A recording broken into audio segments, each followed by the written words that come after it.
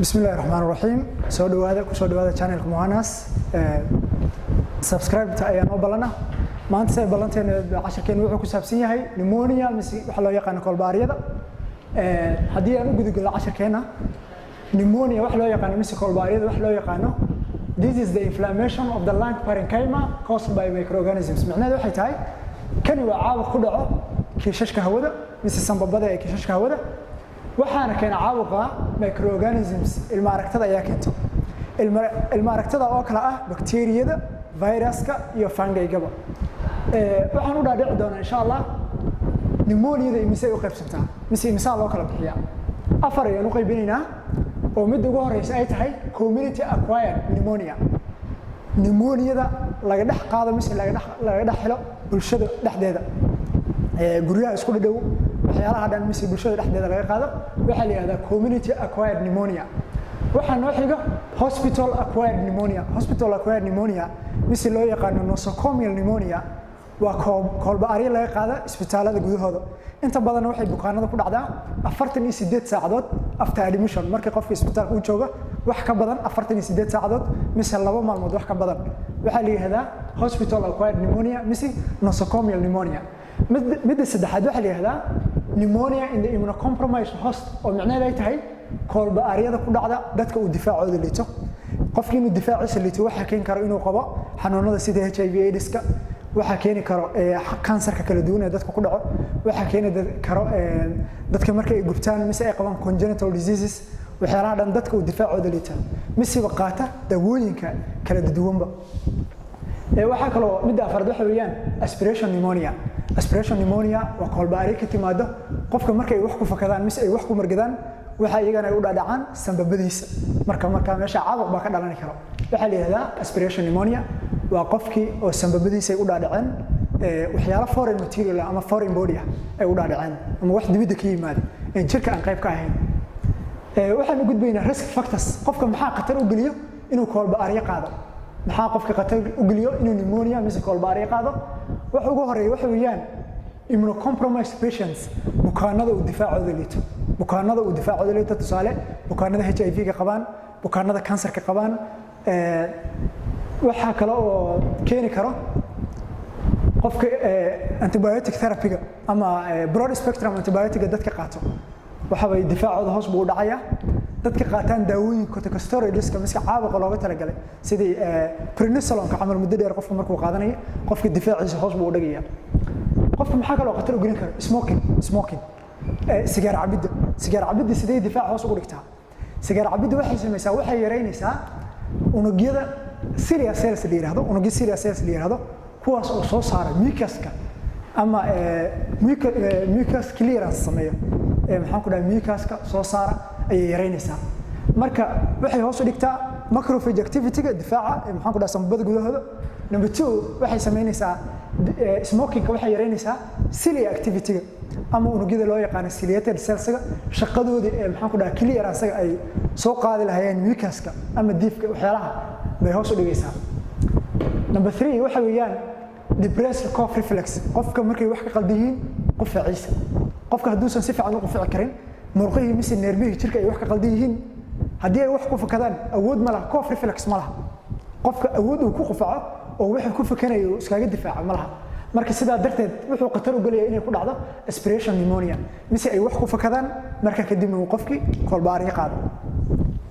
waxa kale oo qofka khatar u geliyo wax loo yaqaan advanced age da'da oo qofka aad u korto ama qofka uu waayeel noqdo qofka markuu waayeel noqdo difaaciisa hoos buu u dhacayaa qufaciisa hoos buu u dhacayaa waxyaalaha dhan waxay ku keenaysaa inuu khatar u galo kolbaariyada advanced age waxa weeyaan qofka da'diisa hore u socoto maxaa kale oo keeni kara alcoholism qofka khamriga aad u cabo ama qofka jirkiisa khamriga la qabsaday maxaa ku dhaca neerbahiisa iyo shaqada murqaha hoos bay u dhacayaan qofka camal difaaciisa hoos buu u dhacayaa mid koobaad number 2 qufaciisa dhan hoos buu u dhacayaa aspiration ayuu qaadi karaa wax baa iskaaga fakani kara oo sanbabada ka geli kara marka waxaan u gudbaynaa ilmaha yaryar inay kolbaari qaadaan waxa khatar u geliyo ilmaha yar inay kolbaari qaadaan mise pneumonia ku dhacdo waxa khatar u geliyo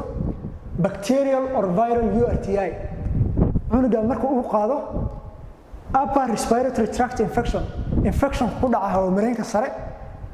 bacteria la hada mise virus ha keeno ama bacteria ha keento ama virus ha keeno cunuga markuu ku dhaca upper respiratory tract infection hawo-mareenka sare hadduu infection ugu dhaco waxaa suuragal ah infectionka inuu hoos u dhaadhaco hawo-mareenka hoose sidii sambabada inuu dhaadhaco marka kadibna cunuga kolbaari uu qaado waxaa khatar u gelin kara prematurity sambabada cunuga sambabadiisa inay cunuga oo premature macnaha cunuga oo dhicisa waqtigiisa uu sun gaarin cunuga hadduu waqtigiisa gaarin difaaciisa ma diyaarsana jirkiisa ma diyaarsana mid kale xitaa lung maturation awoodda sambabada iyo qaangaarka sambabada wax baa ka dhiman qofka markuu waqtigiisa ku dhashay ilmaha markay waqtigooda ku dhashaan waxaa jira dhacaan la yiraahdo surfactant factor dhacaanka surfactant factor la yiraahdo hadduusan uma dhameystiran hadduu yahay cunug dhicis hadduu yahay uma dhammeystirna cunuga marka sambabadiisa majuwa maaha ma qaangaarsano mana diyaarsano wuxuu khatar u gelayaa kolbaariyo cunuga inuu pneumonia inuu qaado waxaa kaloo ilmaha kolbaariyada khatar u geliyo waa congenital heart or lung disease xanuunada sambabka iyo xanuunada wadnaha ee ilmaha ku dhashaan ee congenitalka ayaa khatar u geliyo xanuunada sambabka iyo xanuunada wadnaha iyo xanuunada sambabada ee ilmaha ku dhashaan waxay khatar u gelinaysaa inay kolbaari qaadaan waxaa kaloo khatar u gelin karo sickle cell disease waa xanuun ku dhaca red blood cell-ka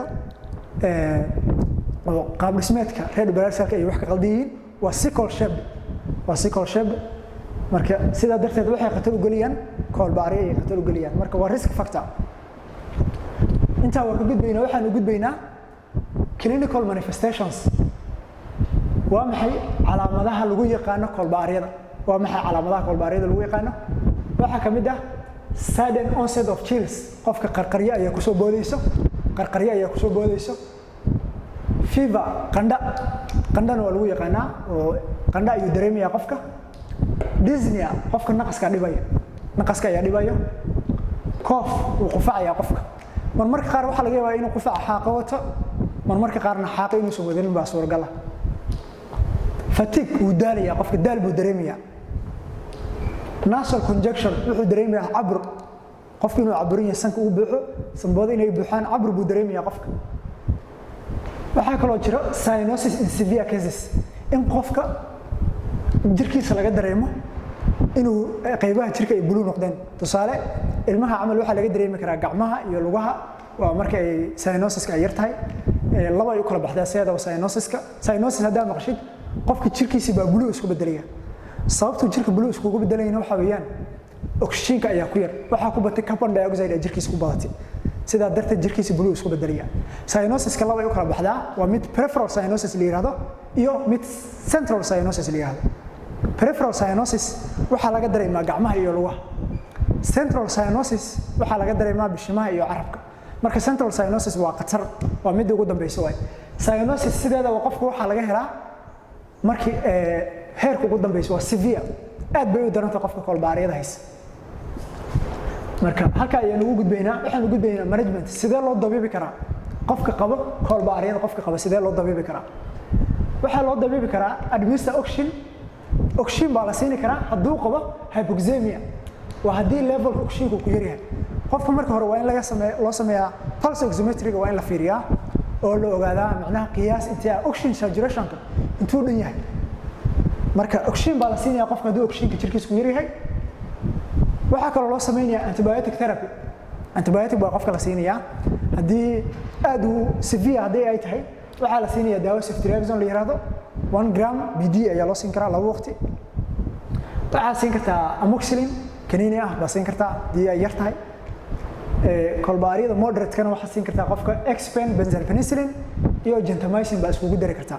remember X-pen iyo gentamicin marka la isla bixiyo waxa weeyaan shaqadooda kor bay u kacaysaa X-pen shaqadiisa aad si fiican bay iskugu shaqeynayaan synergism baa la yiraahdaa pharmacology-ga waa ka gudbaynaa daawooyinka haddii aan ka hadalno nasal management-ga qofka waa in semi-fowlus position loo dhigo madaxiisa kor loo soo qaado sida naqasku ugu furmo hadduu cabir dareemayana steam therapy waa loo sameyn karaa marka complications bala aragna kolbaariyada maxay isku bedeli kartaa haddii aan la daaweynin kolbaariyada haddii aan la daaweynin maxay isku bedeli kartaa waxay isku bedeli kartaa number 1 shock in qofki jirkiisu dhiig badan uu tagi waayo oo wadnihii si fiican u shaqayn waayo oo dhiigii si fiican u gudbin waayo shock baa imaan karta shock dhiig ku filan inuu jirka gaari waayo respiratory failure qaab dhismeedka dhan inuu failure ku yimaado oo qaab dhismeedkii hawo mareenka dhan uu fariisto uu shaqayn waayo waxa kale oo imaan kara atelectasis waxa weeye sababada markay soo dhacaan sababtay u soo dhacayaan waxa weeye maybe oxygen la'aanta iyo waxyaalaha dhan waxa kale oo imaan karto pleural effusion ay macnaheedu tahay in dahaarka sababada mise xeyndaabka sare ee sababka mise xuubkaas sare ee sababka ay biyo galaan pleural effusion qofka waa ilaa biyaha laga bixiyo marka biyaha dhan waa in sababada laga soo bixiyo chest tube loo geliyaa qofku wuxuu qaadi karaa meningitis dahaarka maskaxda ayaa bararay oo infection gaariya sidee ah marka pneumonia haddii la daaweyn waayo microorganismka keenay wuxuu u sii gudbiyaa dhiigga marka kadibna wuxuu tagayaa maskaxda qofku waxa ku imaan kara meningitis in dahaarkii maskaxda uu barar ku yimaado caabuq ku yimaado infection ku yimaado marka meningitis khatarteeda ay leedahay iyadana haddaan la daaweynin mar baan ka soo hadli doonaa insha Allah ku soo dhawaada channelka Mohanas subscribe hala saaro like iyo share dhiirgelin bay noo tahay marka insha Allah inta iyo 10 kale nabadgelyo